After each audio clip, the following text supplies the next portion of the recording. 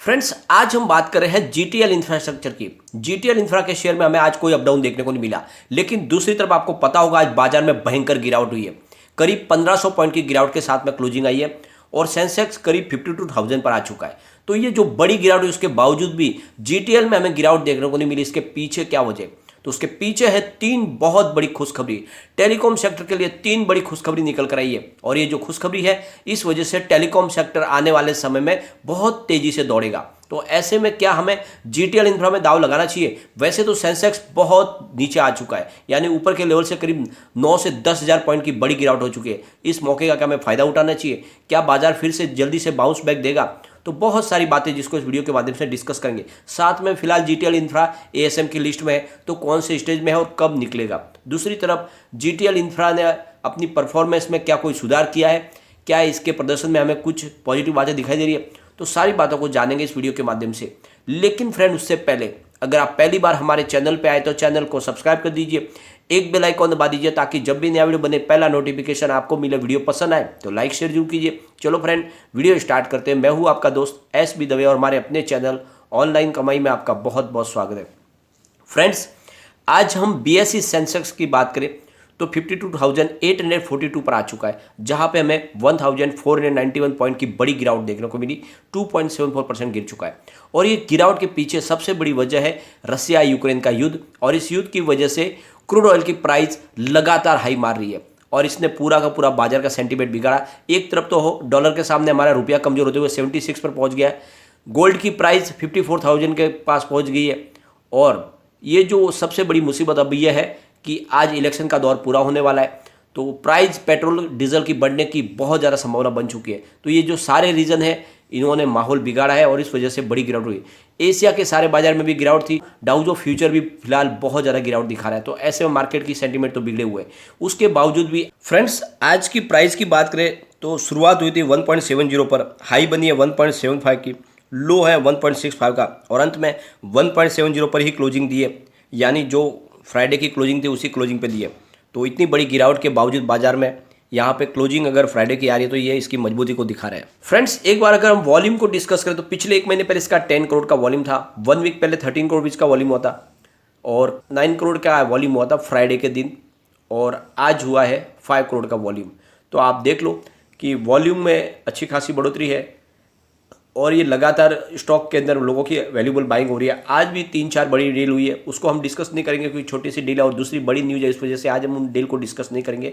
BSE volume की बात करें तो 1,81,76,000 का वॉल्यूम हुआ, सामने करीब 1,05,87,000 की डिलीवरी उठाएगी। डिलीवरी का परसेंटेज 58.25% है।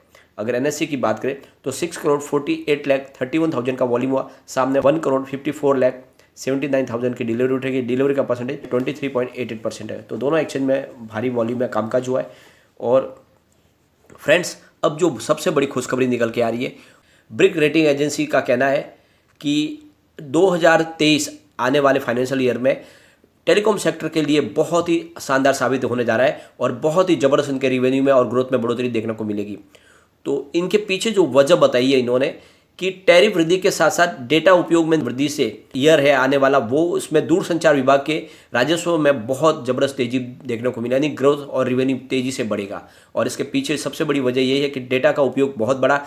कोविड के दौरान जब लोग सब लॉकडाउन लगा था तो लोगों ने बहुत ज़्यादा इस्तेमाल किया, नेटवर्क इंटरनेट की इस्तेमाल हुई। फ्रेंड्स, इन्होंने अपने टैरिफ में भी बढ़ोतरी की, इसका भी बेनिफिट इनको मिलने लगा। और सबसे बड़ी बात यह है कि इनके लिए जो प्रॉब्लम है वो एजीआर, काफ़ी ज़्यादा एजीआर बकाया है और ये बहुत बड़ा इनके लिए प्रॉब्लम है, लेकिन यहाँ पर भी कुछ राहत निकलती दिखाई दे रही है। अब ब्रिक रेटिंग एजेंसी के अनुसार जब महामारी का दौर अन्य क्षेत्रों पे बहुत ज़्यादा पड़ा, उस समय टेलीकॉम सेक्टर के लिए वरदान साबित हुआ, क्योंकि सारा का सारा कामकाज टेलीकॉम सेक्टर के थ्रू होने लगा, यानी वर्क फ्रॉम होम शुरू हुआ। तो उस समय इनका रोल बहुत ज़्यादा महत्वपूर्ण हो गया, क्योंकि सारा का सारा वर्क फ्रॉम होम के लिए इंटरनेट ज़रूरी हो गया। तो ऐसे में इस सेक्टर को बहुत ज़्यादा बेनिफिट मिला है इस कोविड के दौरान। तो ये अकेला सेक्टर है जिसको कोविड का बेनिफिट मिला है। रिपोर्ट के अनुसार भविष्य में इस क्षेत्र में इनको और बेनिफिट मिलेगा, क्योंकि ये लगातार टैरिफ है उसको बढ़ा रहे और डेटा का जो यूज है वो लगातार बढ़ रहा है। तो उनका कहना है कि आने वाले फाइनेंशियल 2022 में इनको 6 से लेकर 8% की ग्रोथ में बढ़ोतरी होती दिखाई दे सकती है। और आने वाले समय में और तेज़ी से बढ़ेगा। फाइनेंशियल ईयर जो 23 आएगा उसमें और भी इनको बेनिफिट मिलेगा। तो यही मौका है जब टेलीकॉम सेक्टर में आप एंट्री करें। एक इनके लिए और बहुत बड़ी खुशखबरी निकल कर आई है। गवर्नमेंट ने निर्णय लिया कि वो टेलीकॉम सेक्टर को 23,000 करोड़ रुपीज़ की बैंक गारंटी वापस देने जा रही है। ये एक बहुत बड़ी रकम मिलने वाली है टेलीकॉम सेक्टर को और इनके लिए बहुत बड़े राहत के द्वार खुल सकते हैं। तो ये जो रकम इन्होंने पहले जमा की थी, अब सरकार ने निर्णय लिया कि ये जो बैंक गारंटी की जो रकम है 23,000 करोड़, ये इनको लौटाई जाए। और ऐसा अगर होता है तो इनको एक बहुत बड़ी रकम मिलने वाली है। तो इस आने वाले समय में इनके लिए बहुत ज़्यादा बेनिफिट मिलने वाला है कि गवर्नमेंट से एक बड़ी रकम मिल जाएगी टेलीकॉम सेक्टर को। तो टेलीकॉम सेक्टर के लिए अच्छे दिन आने शुरू हो चुके हैं। एक और बहुत बड़ी खुशखबरी निकल कर आई है। जैसे कि आपको पता ही होगा, एलन मस्क स्टारलिंक के माध्यम से डायरेक्ट सैटेलाइट से इंटरनेट की सेवा दे रहे हैं सरकार से। तो ऐसे ही अब यहाँ पे इंडिया में भी ऐसे ही सैटेलाइट के माध्यम से सर्विस देने की कोशिश शुरू कर दी है। तो एयरटेल जियो दोनों ने इसके लिए कमर कस ली है और वो डायरेक्ट सैटेलाइट से अब सर्विस देने के बारे में सोचने लगे। सरकार ने भी इसके लिए अपनी तरफ से परमिशन देने की तैयारी शुरू कर दी है। तो आने वाले समय में सैटेलाइट से इंटरनेट की सुविधा मिल सकती है। जैसे कि आपको पता ही होगा, अभी फिलहाल यूक्रेन में जो स्टारलिंक के माध्यम से ही डायरेक्ट इंटरनेट की सुविधा मिल रही है, क्योंकि वहाँ पर सारे के सारे टावर तोड़ दिए गए। तो ऐसे में एलन मस्क की जो ये सुविधा है, ये आने वाले समय में रिलायंस जियो और एयरटेल भी दे पाएंगे। तो बहुत बड़े राहत के द्वार खुलने वाले इस सेक्टर के लिए और बहुत सारी बेनिफिट मिलने वाली है। तो ऐसे में सारे के सारे टेलीकॉम सेक्टर के शेयरों में तेज़ी बनेगी। फ्रेंड्स जीटीएल इंफ्रा की बात करें, फिलहाल स्टेज 2 में ही है काफ़ी समय से। और ये अच्छी बात है कि अभी इसका स्टेज बढ़ा नहीं है, 2 है, तो जल्द से नीचे आने की भी संभावना बन जाएगी। तो आने वाले समय में ये एएसएम लिस्ट से बाहर भी हो जाएगा, कोई चिंता की बात नहीं है। सबसे बड़ी बात है कि बाजार में अगर 1500 पॉइंट की बड़ी गिरावट है, उसके बावजूद भी अगर शेयर के अंदर गिरावट नहीं होती है और उसकी जो क्लोजिंग है फ्राइडे के दिन की क्लोजिंग देखने को मिलती है, तो उससे एक बात समझ में आती है कि इसमें अच्छी खासी वैल्यूबल बाइंग हो रही है निचले लेवल से, और इसीलिए आपको इसमें दाव लगाना चाहिए। फ्रेंड्स, एक बार हम इसके रिवेन्यू को देखेंगे जिससे आपको भी समझ में आएगा कंपनी लगातार अच्छा प्रदर्शन कर रही है। दिसंबर 2020 की बात करें तो कंपनी का रिवेन्यू 349 करोड़ रुपीज़ था। मार्च में वो बढ़कर 371 करोड़ रुपीज़ हो गया। जून में 362 करोड़ रुपीज़ का रिवेन्यू मिला। सितंबर 2021 में 364 करोड़ रुपीज़ का कंपनी को रिवेन्यू मिला और दिसंबर 2021 में 371 करोड़ रुपीज़ का रिवेन्यू कंपनी को मिला। तो पिछले दिसंबर से इस दिसंबर में रिवेन्यू में अच्छी खासी बढ़ोतरी हुई है, जो एक इशारा है कि कंपनी बिल्कुल पटरी पे है। कंपनी के प्रॉफिट की बात करें तो आपको पता ही होगा, कंपनी काफ़ी समय से बड़े लॉस में है, लेकिन इनके लॉस में कमी हुई है, बड़ी बात है। दिसंबर 2020 में कंपनी को 208 करोड़ रुपीज़ का लॉस हुआ था। मार्च में ये लॉस बढ़कर 683 करोड़ रुपीज़ तक पहुंच गया, लेकिन जून 2021 में कंपनी का लॉस में कुछ कमी आई, 217 करोड़ रुपीज़ का लॉस हुआ और सितंबर 2021 में 207 करोड़ रुपीज़ का लॉस।